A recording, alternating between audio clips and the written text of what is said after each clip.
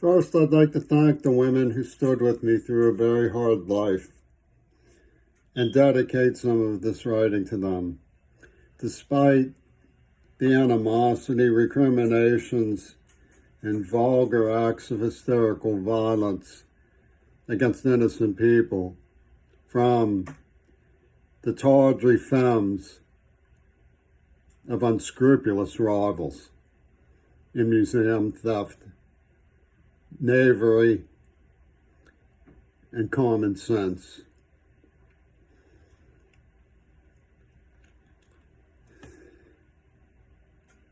I escaped Pittsburgh just barely by being an honest man. They had it rigged to laugh in my face through the district attorney's office when I said, I just want my freedom of speech for now. He laughed, sometimes that'll do it. And when it was my turn to talk to the Justice of the Peace, he went up with a corruption-rattled laugh and said, I'd like to speak up on behalf of my client, mocking the fact that I had been tortured by Zionists who called me a squirrel, taking out the IRE, they spelled it SQURL. They called me a goyim and queerbait. Obviously, they have a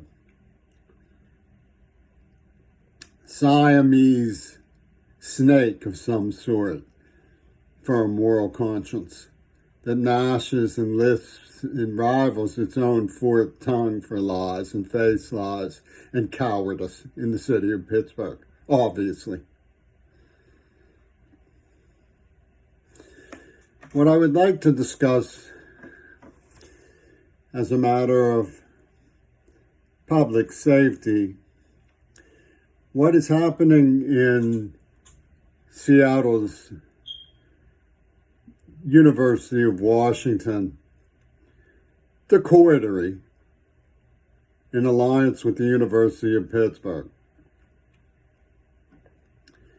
There are things that the administration says and does when faced with violent, organized military acts in the hornet's nest of the world that we keep poking.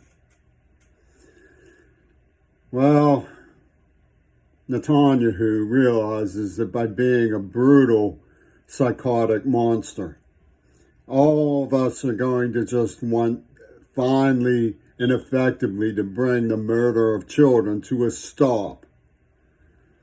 And he will laugh and say, look what all I got for the pittance of their peace.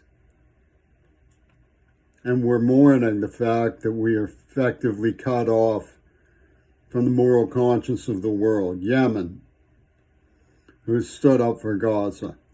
South Africa, who vows to try its own people if they fight for Israel in Gaza, if they try to come back to South Africa.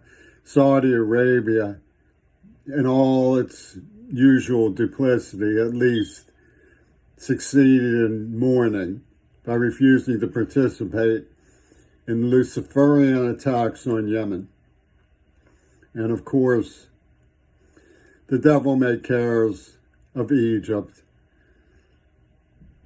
tap their feet and twirl their thumbs on whether to violate sacred Israeli doctrine by using their own gate to feed coughing, thirsty, dying, amputated children in a land that Biden forgot. This is all because he refused to pick up the football that was passed to him by Jimmy Carter. And we're seeing now the duplicity of the usual victims in the NAACP, sitting high and mighty on well-deserved gains as participants in the American project, wanting more than anything else the licky chops back scratch of standing for the good and the right. Let's look at carefully at what that really meant. All through the AIDS attack, they sold Trumpy Toon's idea of pushing me into martyrdom in the name of John Lennon to allow Yoko Ono to poison me in the mouth, to murder Ripper bystanders in the name of Paul McCartney's Holy Penny. There is, in fact, a network behind Robert Fripp's postcard, the Church of Bloomfield in the East Liberty District of Pittsburgh, and the poison crime that was endured by Mackenzie Shirella. There is. It's an indexology system from the esoteric cranks at the University of Pittsburgh and UW Dialectical that I accurately call the suicide praxis of Dialectical UW. They sent Sean Strubb to the Dakota to take the AIDS virus voluntarily in the name of the Green Party. Michael Foucault worked it out with the Ayatollah Khomeini. And lo and behold, here comes Death Row Records saying queerbait should be poisoned some more and die with the family of Gaza. It's an unending death cult trip from the Jim Jones of the Gurdjieff Cluck, Robert Fripp of King Crimson, who can't get enough of it. He's a deranged psychotic and allied with Ronald Reagan from the glory days of the underground nuclear test bans overturning.